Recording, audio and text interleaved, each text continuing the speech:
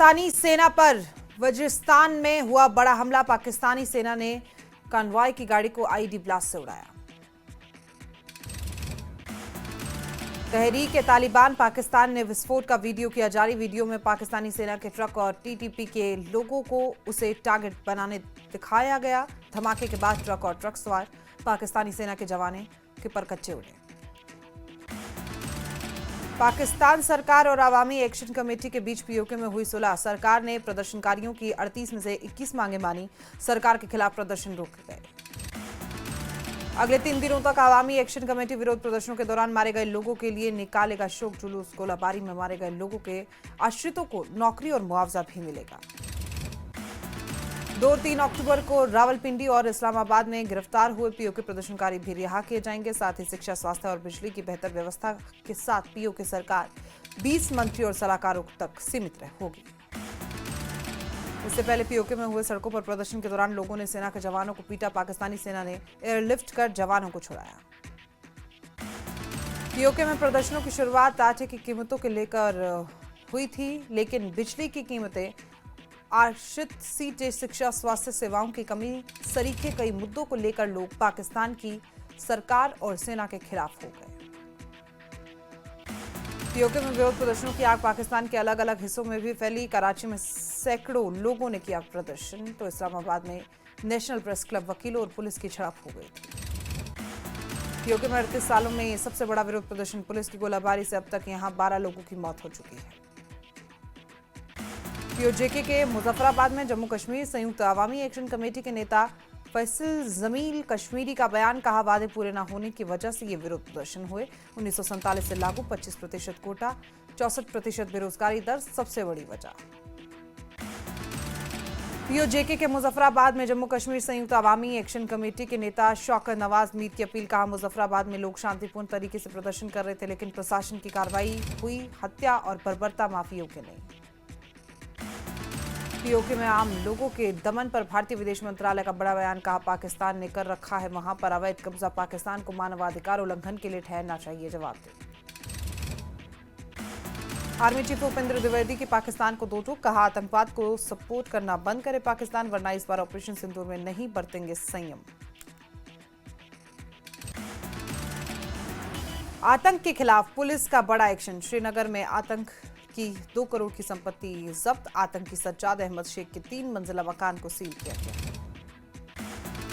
जम्मू कश्मीर में 5 से 7 अक्टूबर तक भारी बारिश, बर्फबारी का अलर्ट। पहलगाम, गुलमर्ग, सोनमर्ग, जुर्जिला समेत ऊंचाई वाले इलाकों में बर्फबारी का अनुमान। तेज हवाओं की भी संभावना। मौसम विभाग द्वारा लोगों को जारी की गई चेतावनी। मैदानी इलाकों में शीतलहर और ऊंचाई वाले इलाकों में भूस्खलन और पत्थर गिरने की चेतावनी जारी की गई। 5 से 7 अक्टूबर तक वैष्णो देवी यात्रा स्थगित। मौसम की चेतावनी के बाद यात्रा स्थगित। 8 अक्टूबर से फिर से शुरू होगी यात्रा। सीएम उमर अब्दुल्ला ने मौसम विभाग के साथ की बैठक। 5 से 7 अक्टूबर तक भारी बारिश के पूर्वानुमान के मद्देनजर तैयारियों की समीक्षा की। सीएम ने लोगों से सरकारी सलाह का पालन करने की अपील की। जम्मू में हुई प्रदेश बीजेपी की कोर ग्रुप बैठक। प्रदेश प्रभारी तरुण चुग ने अगुवाई की। राज्यसभा सीटों के लिए उम्मीदवारों के नाम पर चर्चा की गई। रेस में डॉक्टर निर्मल सिंह, रविंद्र रैना और सत शर्मा सबसे आगे हैं। बीजेपी कोर ग्रुप की बैठक में हुई चर्चा को लेकर रविंद्र रैना ने बनाया सस्पेंस। कहा, थोड़ा इंतजार का मजा लीजिए। बीजेपी कोर ग्रुप की बैठक को लेकर सुनील शेट्टी ने जानकारी दी। कहा, आने वाले समय में और मीटिंग होगी। उम्मीदवार के नाम पर अभी कोई फैसला नहीं हुआ। जम्मू कश्मीर बीजेपी प्रभारी तरुण चुग ने भी बैठक को लेकर दी जानकारी। कहा, नामों को लेकर चर्चा हुई, आगे भी कई और बैठकें होंगी। ऐसे राज्यसभा और बड़गांव नगरोटा की विधानसभा सीटों के चुनाव की तैयारियां शुरू। एनसी नेता रतन लाल गुप्ता ने सभी सीटों पर जीत का दावा किया। बोले, उम्मीदवारों के नाम आने वाले दिनों में पार्टी आलाकमान तय करेगी। दिल्ली एनसीआर में रह रहे कश्मीरी पंडितों को दिल्ली की सीएम की ओर से बड़ी राहत। दिल्ली सरकार ने फैमिली इनकम लिमिट 26,800 को खत्म किया। रुका हुआ रिलीफ फंड भी 10 अक्टूबर तक जारी होगा। कश्मीरी समिति दिल्ली के अध्यक्ष सुमेर चिगरू ने दिल्ली की सीएम का आभार जताया। बोले, लंबे समय से चली आ रही मांग को पूरा करने के लिए सीएम का धन्यवाद। इसे हमें मिलेगी राहत। आरएसपुरा के मुख्य बाजार में ऑटो ने मारी महिला को टक्कर। मौके से फरार हुआ ऑटो। घायल महिला को अस्पताल में भर्ती कराया गया। जम्मू के चंदन विहार में डीएसपी राकेश शर्मा की अगुवाई की एसीबी का छापा सुमेर सिंह निवासी पल्लनवाला गांव के आवास पर हुई छापेमारी। आरएनबी विभाग से सेवानिवृत्त हेड ड्राफ्ट्समैन और सुमेर सिंह। मेंढर में जनजातीय मामलों के मंत्री जावेद अहमद राणा ने मेंढर बाईपास रोड की रखी आधारशिला। का बाईपास रोड के पूरा हो जाने से यातायात को बड़ी सुविधा मिलेगी। कुलगांव अनंतनाग में नशे के खिलाफ अभियान। 400 कनाल भूमि पर उपजे गांजे को नष्ट किया गया। कृष्णा में रन फॉर यूनिटी का सफल आयोजन किया गया। बड़ी संख्या में युवाओं ने भाग लिया। कुपवाड़ा में चिनार कोर सद्भावना परियोजना के तहत जनरल बिपिन रावल तलवारबाजी चैंपियनशिप का आगाज। 3 दिन तक चलेगा टूर्नामेंट। कुल 8 टीमें ले रही हैं हिस्सा। डोडा के डीसी अरविंदर सिंह ने मिले बनाए और बातचीत करें विषय पर किया छात्रों से संवाद। करीब 100 छात्रों ने संवाद कार्यक्रम में भाग लिया। डोडा में भद्रवाह बलेसा के विधायक दिलीप सिंह पारीहार ने स्थानीय दुकानदारों से मुलाकात की। जीएसटी रिफॉर्म्स को लेकर जानकारी दी गई। राजौरी में सेना की तरफ से थाना मंडी में निःशुल्क स्वास्थ्य शिविर का आयोजन किया गया। लोगों का हेल्थ चेकअप किया गया, दवाइयां दी गई।